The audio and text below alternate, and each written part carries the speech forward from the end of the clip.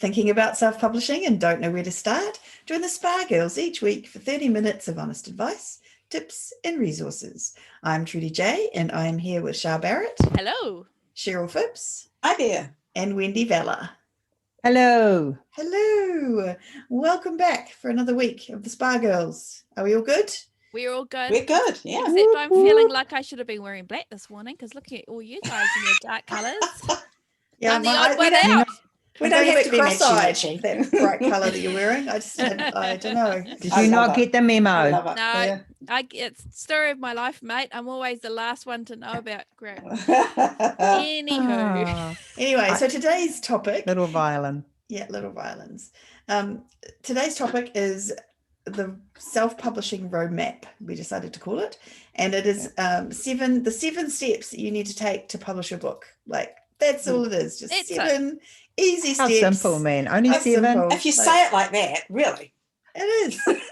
It's easy peasy lemon squeezy, right? Yeah. So we're going to go through those 7 steps, which may boggle your mind once you hear them. I don't know. But it is literally just 7 things that you need to do. Yeah. And you don't need to do them all in one day. You can please don't. One a week.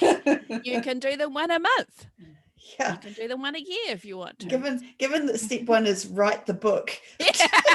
I'm thinking it might take more than one day. Be doing that now. Yeah. Be doing that right now. Every day. Every day. So possible. step one, write the book. So there's lots of stuff around that, you know, craft and but essentially just write the book. That's it. Bum and seat. Bum and seat, get it done. Don't faff around. And don't overthink it, you know. And I think it's really important not to overthink it. Just when you're very first writing and you're very first and write the book. You know, and the rest will follow you. You'll get your process right, but write the book. Yeah, and deciding that you're going to do research for 5 years, that will not get the book written. And when you get to 5 years, you won't have anything down. So start now. Start now. Yeah. And if you've never written a book before, even if you're a writer in some other sphere, like I was a journalist and I came into it thinking, oh, well, I can write. This is going to be easy peasy. And then you get into it and you're like, oh, actually, writing a novel is very different to writing journalism articles. And there's a lot you've got to learn about it. But so what I'm saying there is don't expect to be amazing or perfect at it first time. I think that holds a lot of people back, that you're trying to make it perfect. You're trying to make it this amazing. And I think you just, like Wendy says, just get into it. Just get writing. Just get stuff down on paper. Write the book. And then once you've written the book, then you can go back and edit the book. But it's you just got to get something down, something to work with. And that perfectionism thing is just going to hold you back all day long. And it's going to, you're going to rewrite the first 3 chapters for 10 years and get nowhere. So get it down, get it out. Just take it from us who've done that. You can go over that. Yeah, but you can go over and over that book and perfect your craft before you even publish it. Yeah. But if you've got nothing down, then you've got nothing to work with. Yeah. You don't know your style. You don't know how you think or And I also think you're not going to make it perfect. This is the point. Like we're on a journey, right? So my first book was the best I could do at that time. But if I went back and wrote that same book now, I would be a much better book. It's just your first book is your first book, and it's going to be, and your second book is going to be a little bit better than your first book, and your third book is going to be a little bit better, and that's okay. That's the way it works, you know. Like just keep moving forward and keep tracking, and so don't get hung up on making that first book something. It's the journey. It's part of the apprenticeship. It's doing your time. I mean, only very few people will write a blazing rollicking good tale first up and everyone's going to love and buy a bestseller. It's just, even then that's a whole myth thing that annoys me greatly. That was never their first book. That's never their first book. Like so Hugh Howey, 99.999%. Yeah, right. Like so Hugh Howey is the one had a breakout first book. Well, actually no, that was his 10th book. Who else is there? Like Susan Collins, who wrote The Hunger Games. She was actually a screenwriter beforehand, so she had a really long career of writing stories behind her before she put those books out. I could go on. There's hundreds of people, and it's a really big myth. It's like might be their first published book, but it's probably their 10th book that they've written, or there's never. I think that's a good segue onto our step 2, because if you really, really want to have a great book of that first book, and you should be trying to do your best, is you get it edited. Yeah. You get it edited well. Yes. So step 2, we're not get it talking edited. we're not talking your sister's cousin's best friend's great auntie who's good at English either. It needs to be someone who understands how to edit a book that is going to sell to millions of people, hopefully. It has to be well edited. And not just knows how to edit a book, who has some familiarity with your genre. Because I actually think there's some expectations or some ways that certain tropes are written, or not tropes, certain genres are written that are different than others. Like the way you'd write a thriller, the style of writing is very different to how you'd write a small town romance, for example. Like they've got a different feel to them. And if you've got an editor who normally writes or normally edits, male driven military science fiction, and then you give him your paranormal romance, I don't know what they do to that. I feel like they might not. I don't know. But also, which market are you writing in? That's important too. Is it for the US or is it for the UK or those sort of things are important. That's too dead when right. choosing an editor. It should be an editor that will edit in that market predominantly, I would think. And so I just say though, before you go out there commissioning anybody, is understand what the different types of editing are, and just make sure that you clearly communicate to the service provider what it is you want, because there's different terms for different types of editing, and sometimes they're kind of used interchangeably, which can really confuse things. As developmental editing, which tends to be like the overarching story and making sure there's no plot holes and that kind of thing, and developing the characters. Then there's copy editing, which is can be also called line editing, which is where you go, the word usage includes typographical issues as well as punctuation, all that kind of thing, and grammar. And then there's proofreading, which is just for typos only. So if you've used necessarily the wrong of the character's eyes change color in chapter 3, the proofreader isn't necessarily gonna pick up on that. So the moral of the story here is just know that you're on the same page. You don't have to be an expert, just know and you're on the same page. Some authors will get all 3 of those. So they will get a developmental editor to look at it when they're developing it. They will get a copy editor to do it when they're and then they'll get a proofreader to do like a finalized check. They'll also have beta readers who are similar, can pick up things that maybe like a final proofreader might pick up. And you can have, I mean, it's actually probably good to have as many eyes on it as you possibly can before you publish it. And also all of these steps that we've got here today, we'll link you back to the podcasts that are on that specific topic, that specific step. So don't think, you have to write down everything we're saying now, because this is just a 7-step guide to self-publishing. And we're putting it all in the show notes, the numbers too. So it's all good. I would say, however, if somebody's listening to us, they're thinking, oh my goodness, how much is this going to cost? Now, I'm going to go against the grain here because I like to be slightly out of the box, as you can tell, the fact that I'm in bright orange and these guys are all in muted tones. At the very least, you can get editing programs like ProWriting Aid or Grammarly that do help. I can feel myself like the anger building inside me as you talk. I know. That's why I'm feeling safe tucked away here in my office, many miles away from you, Trudy. And you can get fellow authors or fellow friends that are good at picking up things. You can get them to read it as well, and if any family are in it, and you can then, there is ways around it. Now, I'm not suggesting you do it, but if the cost of getting your book edited is preventing you from publishing, I'm going to put a stake in the ground here and say, get as many, as Trudy says before, many eyes on it as possible, but do not let that stop you publishing that book, because a good story is going to trump typos. It just is. So only so many typos, though. Only so many typos, what I mean? and you don't want to get to the bottom of the first page and have 5 of them. Agreed. So there is pushback, but I just don't want to put any barriers in here from somebody self-publishing. And often it is a budget, isn't it? Or a lack of one. Often it is. My opinion here is that if you are truly serious about self-publishing and treating it as a business, and you don't have the money immediately to pay for a cover and editing, is actually stop and save tuck a bit of money aside, or even as you're writing the book, just, tuck a little bit of money away each week, because knowing that at the end of this process, you're going to need to, and you don't have to get the most expensive editor, but I just think having a little bit of professional help, especially on your first book, is not going to go astray. And actually, that's a good point, because I have been in a situation where I've had friends that have paid a lot of money for editing, and it hasn't necessarily been as good quality as something that was of a more modest cost. So expense is not directly aligned. There are people that are starting out in this as well that are starting. So there's ways around it, and really, honestly, ask around in the author community. Bottom line is, it's got to be the best product. Yes. It's The best product you can do. Yeah. In all ways. Yeah. Okay, awesome. Let's move on. Step 3.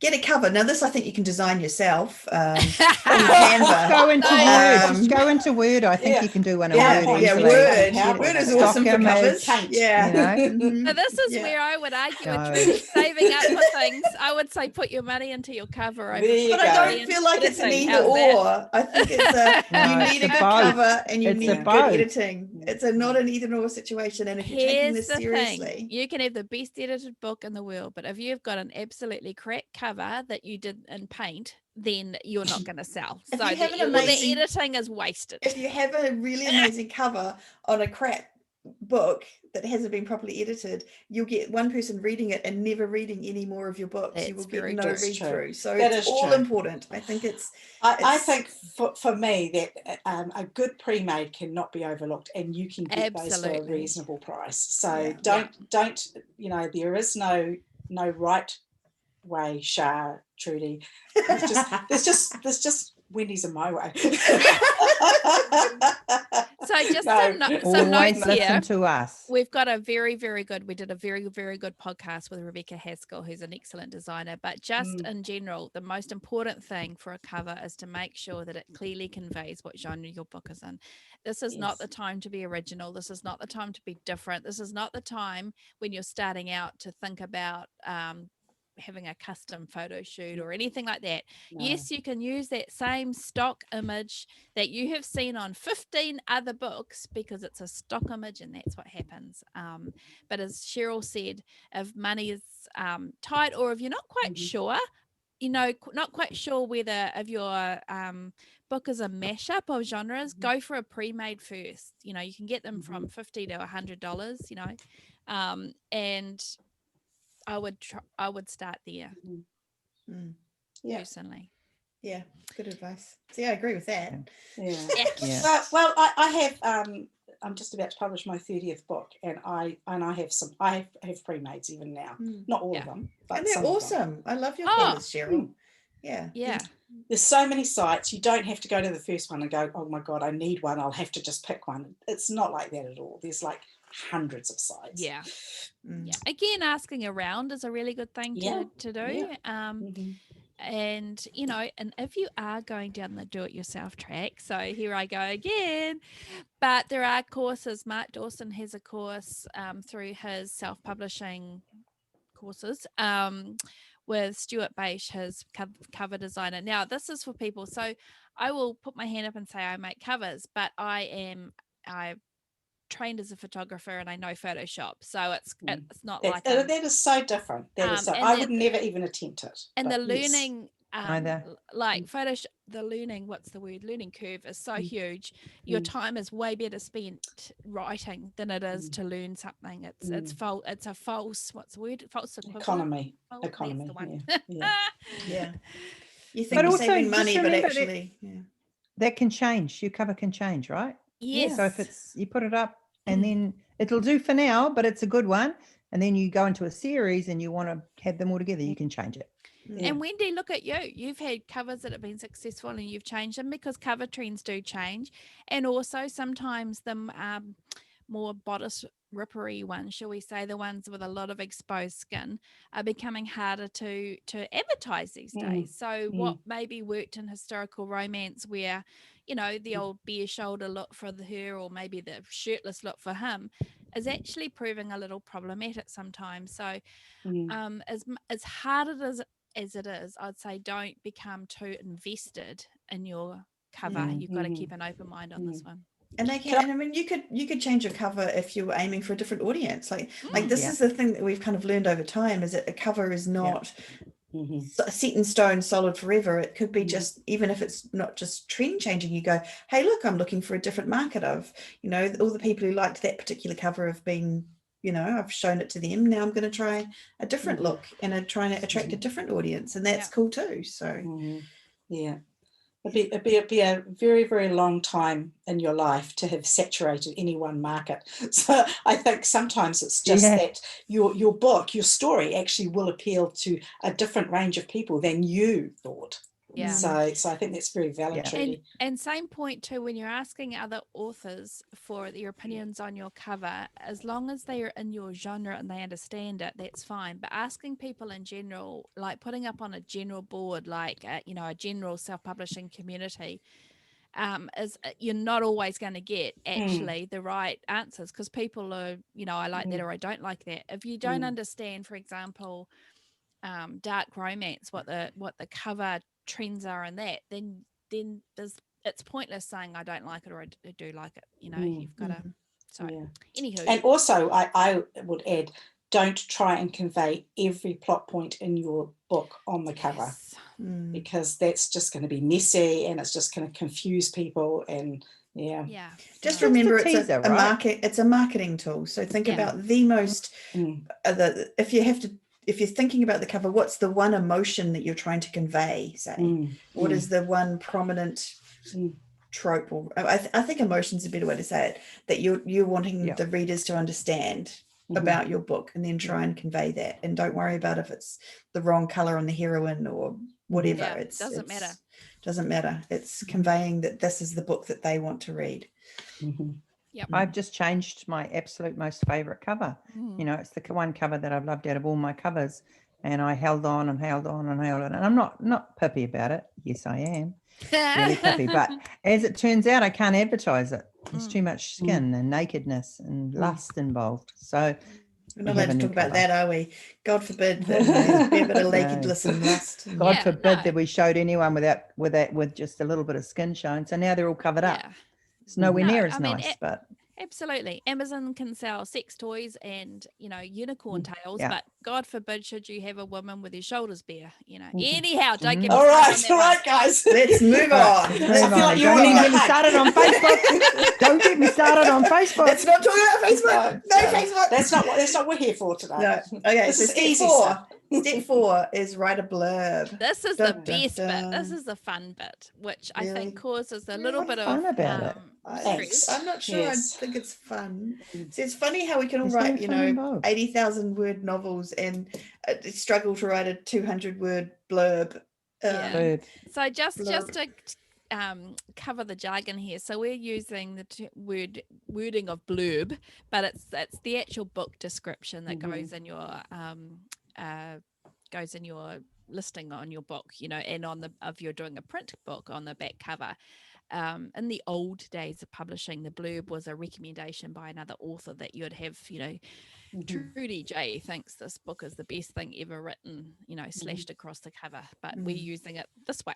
So blurb, super, super, super important. And I know that you're exhausted at the end of writing your 50 or your 60 or your 80,000 words, but this is something that you can absolutely workshop with other people, because they don't need to read the book in order to write your blurb.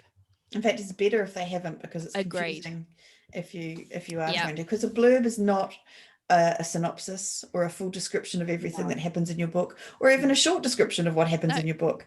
Your blurb is sales copy, and it's your aim is to convince the person reading it that they must read your book. And to do that, you've got to, again, it's about the emotion. I'm all about the emotion at the moment, the emotion that you're conveying to them. And and I think if you've got, say, for example, an enemies to lovers book, you need to convey without, you don't even, I mean, you can say this is an enemies to lovers book, but conveying it in what you're writing is also good too, so that people who, like me, who love a good enemies to lovers book, will know immediately that that's one that I'm going to pick up.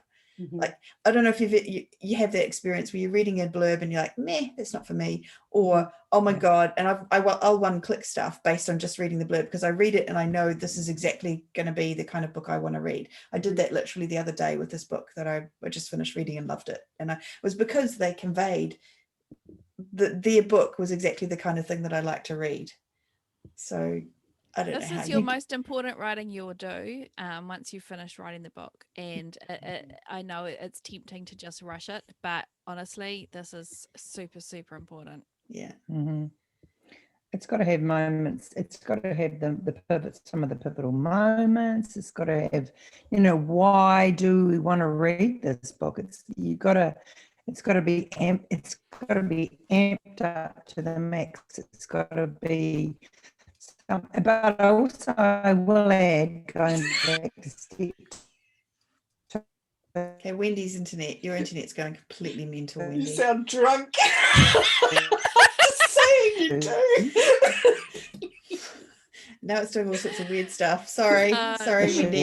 Sorry to laugh at you.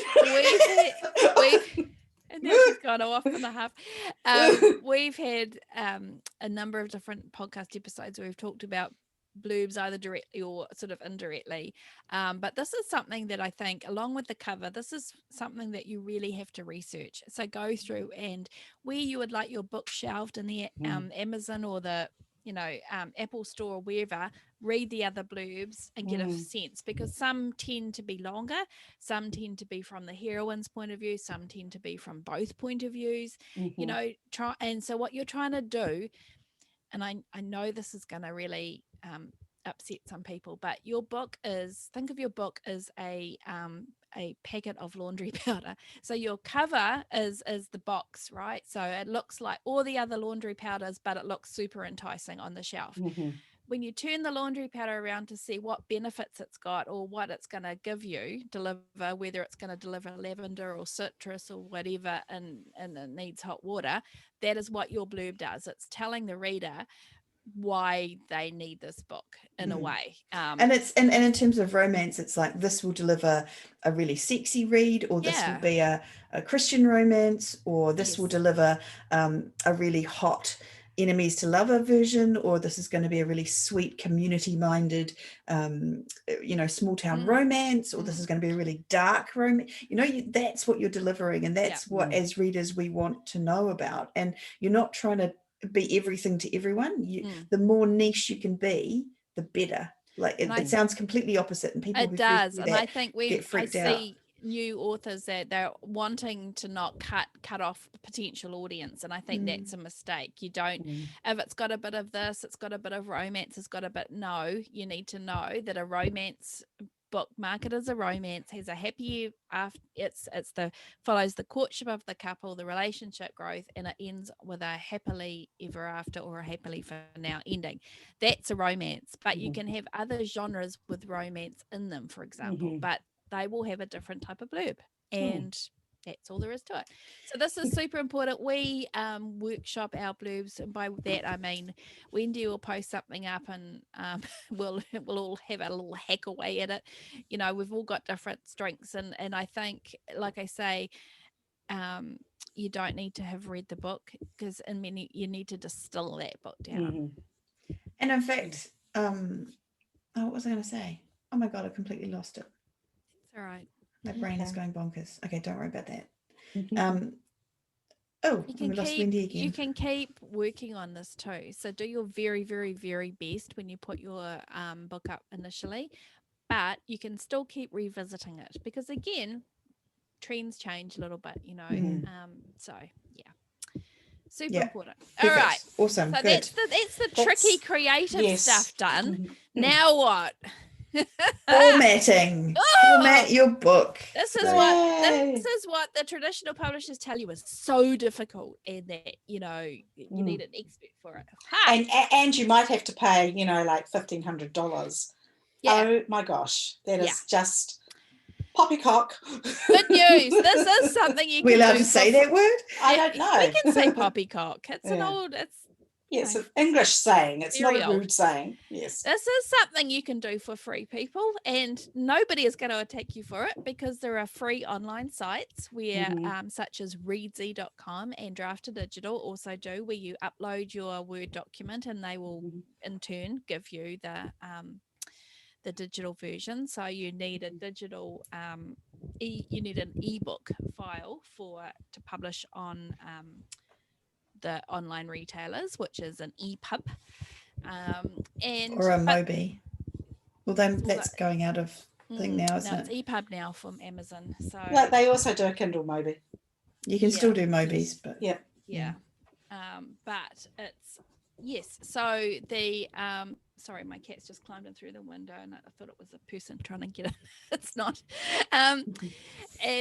But there are programs, and there's a one that you'll see all over. And for those of us that use Windows, we're like rolling our eyes, and it's called Vellum. And apparently, it makes your coffee, it does your vacuuming and your laundry, as well as making you. It makes a good coffee. It does. It really does. I love my Vellum. Oh, you guys are crazy. It's the best thing ever, I have to say. Regardless of whether it makes coffee or not, it is the best thing ever. And you can format your ebooks so easily, as long as you take care before you try and upload it. And by that, I mean everything that you want in the book should be in a Word document. And that's basically it. You know, have it looking how you want it to be formatted in Vellum, and Vellum just makes it pretty. Makes it so pretty. You don't need it. You don't need it. Especially if you're starting out, you don't need it. Vellum. Yeah. You don't need it. If you're just I think you're trying to downsize our listeners here. I feel the need to just say. I'm just supporting there are programs you can get if you're on Windows. So you can get a program called Juto. What about Calibre? Is that still around? Is it a PC? Yeah, it's still around. Yeah. And there's different programs. Did you say Scrivener?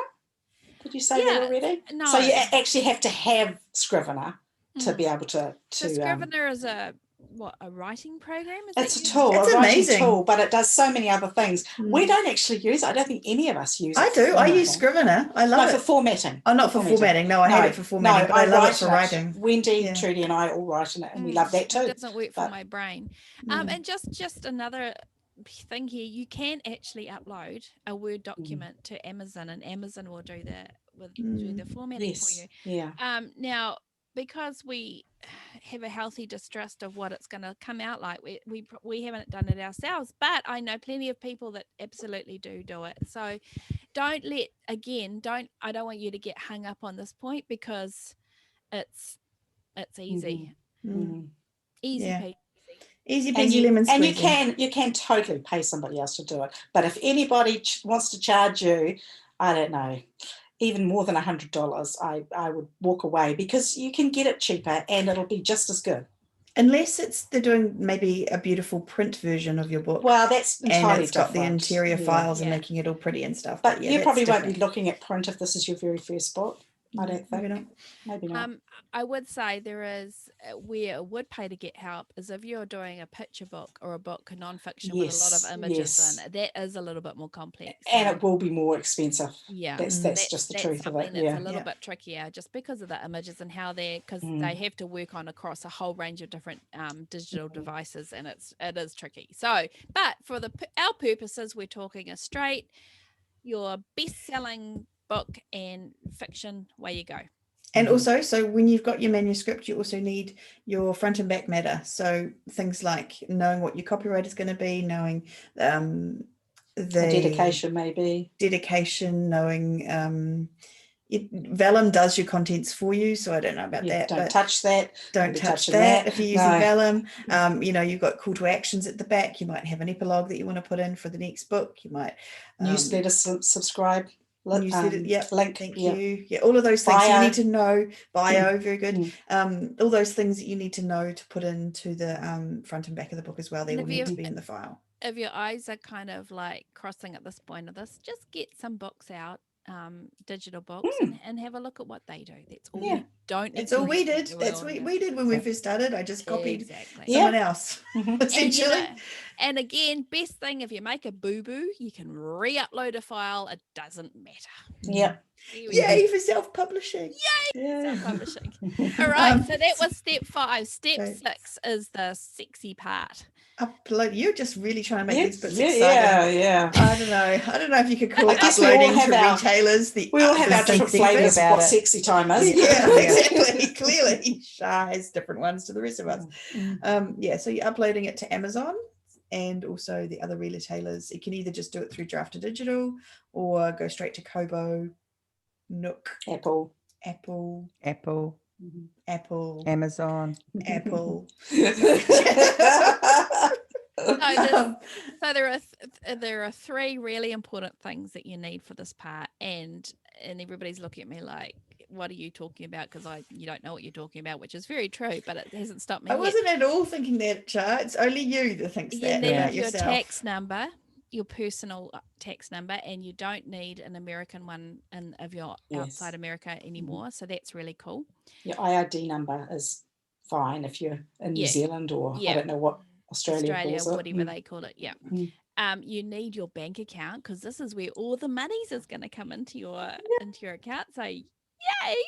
And you need I just suddenly had a mental blank. You don't need an ISBN.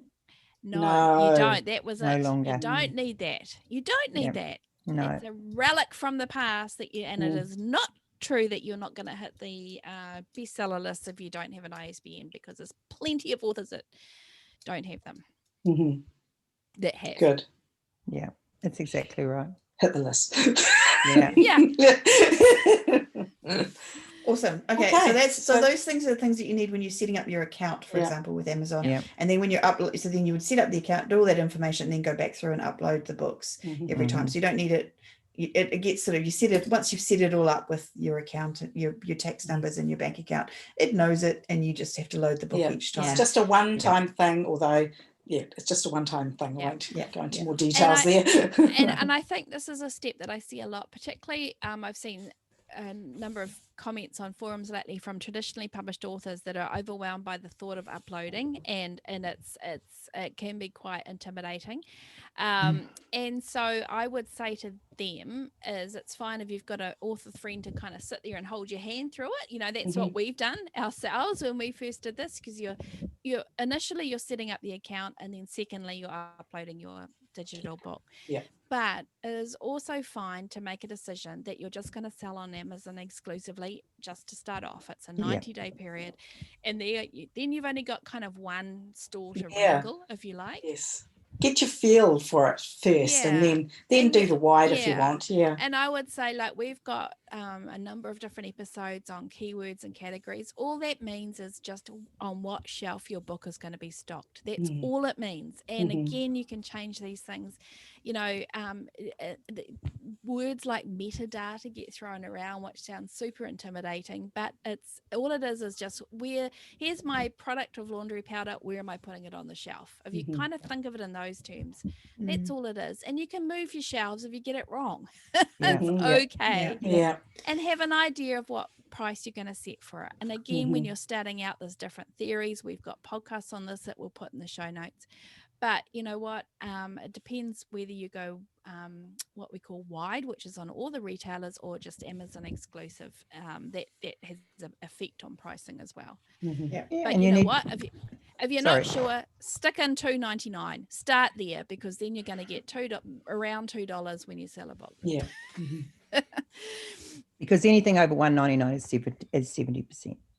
Is it over $1.99 or $2.99? $2.99. Sorry, $2.99. $2.99. Under $2.99 is you'll only get 30%. Above $2.99, you'll get 70%. I worded that incorrectly. I meant. Has it changed? I feel like, did it used to be 99 cents and then? No, it's always been $2.99 up to $2.99. Clearly, I haven't been paying attention. All right, and then so we've uploaded. And then step number 7 is market and repeat. I feel like there needs to be a 6B, which is celebrate, because you have just done something that so many people say, and it is like, yay you, and it'll never be as difficult or scary the second time round that you do this as the first. Like, once you get through this, seriously, home and hosed. And half the stuff that you have to do, like with setting up your Amazon account or any other accounts, once you've done that once, that's that step gone forever. Yeah. So now it's just about loading books. Yeah. And once you've learned about keywords and categories and all those sort of things, once you've learned all that, again, you've learned it. Yeah. Think about when you first went online banking, for example, you know, or you weren't quite sure and you're clicking around all the different places, and now you just go in there and pay those bills. Easy peasy. Marketing repeating. So the good news here, this is the final step. Da, da, da, da, da. So the most important step is that you write another book. Like, you are not going to make your fortune on one book, and publishing is rewarded by regular publishing. Now, whether regular means 2 books a year or 4 books a year or 12 books a year. Yeah. Regular is important, unless you're just doing this as just to get something up, and that's kind of it. That's fine too. But we're talking, you know, if you're looking at building a solid income here, then you need, even if you're only doing it part-time, you can still work out from the process of your first book, although that might be a very long process, as we all know, but certainly you might get a feel for how long it might take you to write your next book. So are you a 1 book a year person, or could you manage 2, you know, that sort of thing. And then, you know, understand that process, so that you can get another book up in a similar amount of time going forward. Absolutely. And so I also just would point out, so the word marketing is also a scary word that people throw around, and so marketing is more than just advertising. That's just one part of it. But really, what the good news is, you've already done marketing on 3 of these steps. So writing the book, the type of book you've written first, is the most important part of marketing. The second part is the cover. So that's another really, really important one. It's the marketing triumvirate. I like triumvirate. How do you say that? Anyway, marketing trio.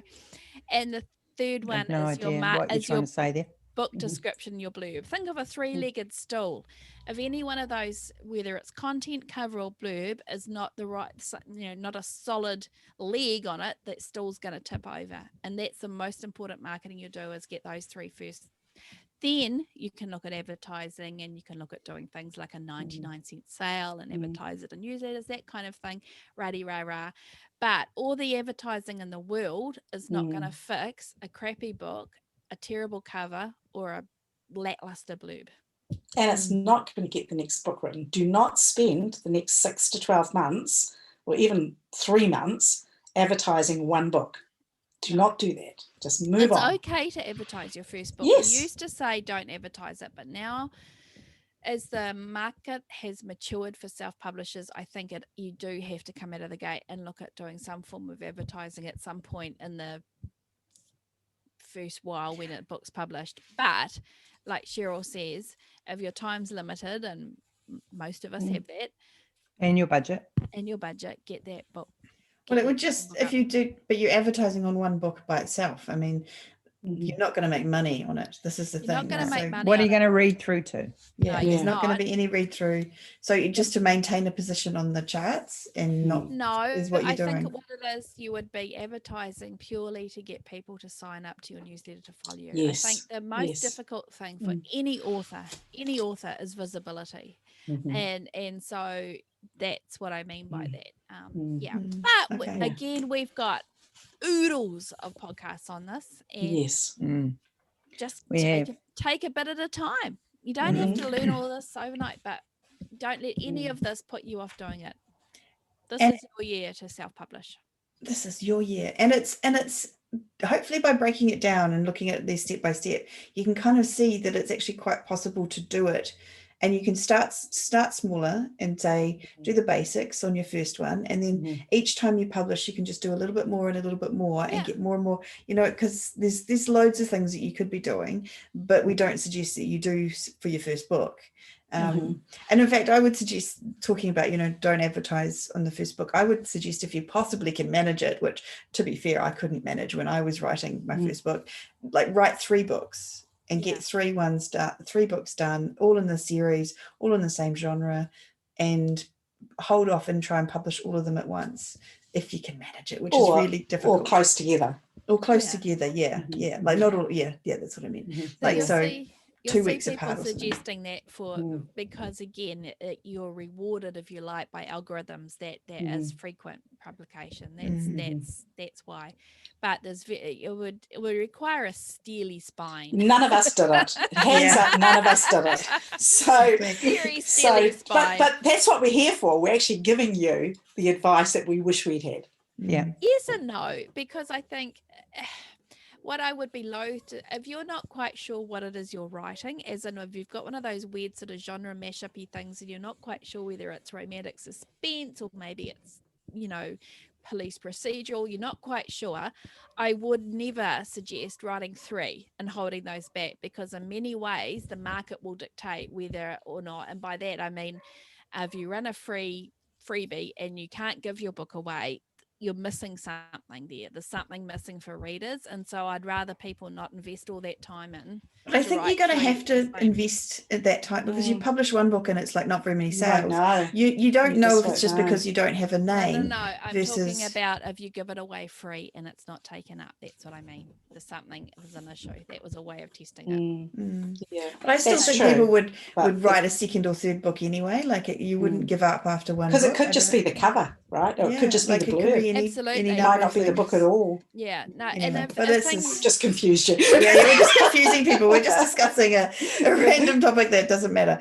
So and we do, and taking a plunge is something I wouldn't advise someone to do until they're a little bit more established as an author.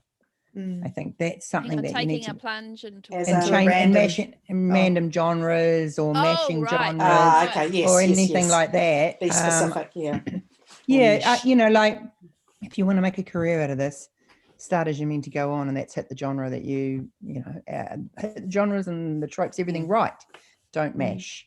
But a lot of the time when you're starting out, you don't know that it doesn't mash. That's what I'm saying. But if you're a good reader and if you read what you want to write, you should know.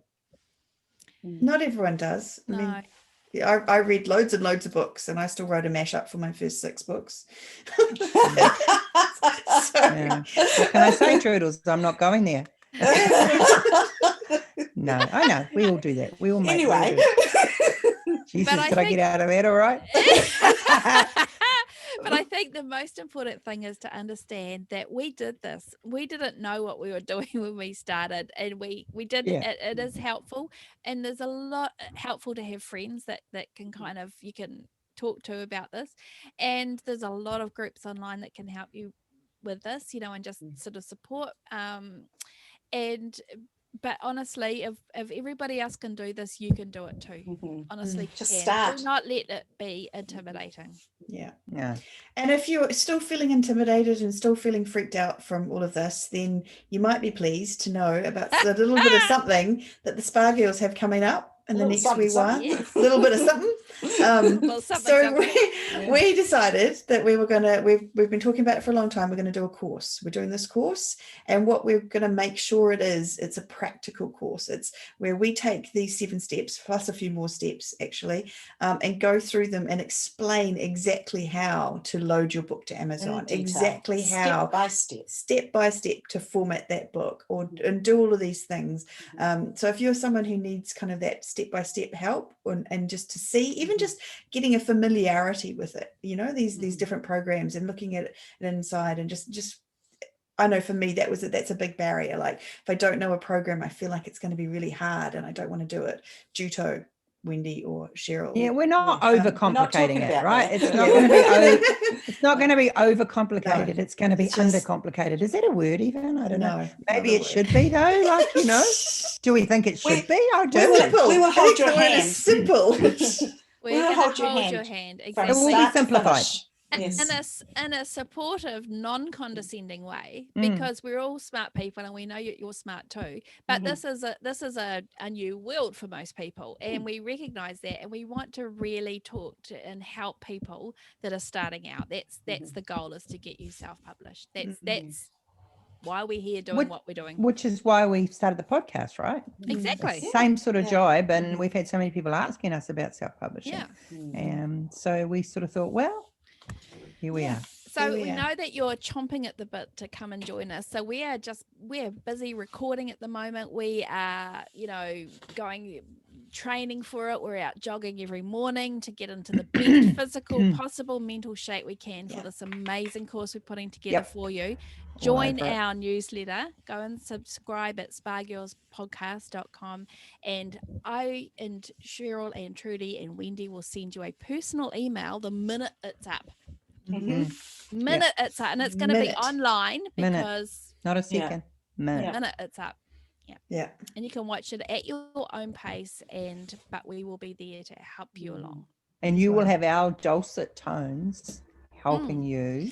You'll be speaking like a Kiwi at the end of it. Yeah. G'day, mate. We're going to take over I'm the sure world. that's your aim. but you'll also be able to discuss things in a forum with us as well. So that you can join, and along with the other people that are doing the course, we'll all be doing it together. Absolutely. Awesome. Okay, so that is. See you there. We hope to see you there. Okay, well, that is another episode of the Spa Girls podcast. We hope that you enjoyed it and that you got something from today's episode and that you are definitely thinking about joining our course. We will see you all again next week. I think that's all I've got to. Oh, no, where can we be found, actually, quickly? I knew there was something I was missing. Just to repeat, spagirlspodcast.com, but it can never be said enough. No. I don't think it could be repeated. No. Awesome. Okay, thank you all. all. REM cycle when you sleep. Bye. See you next time. Bye.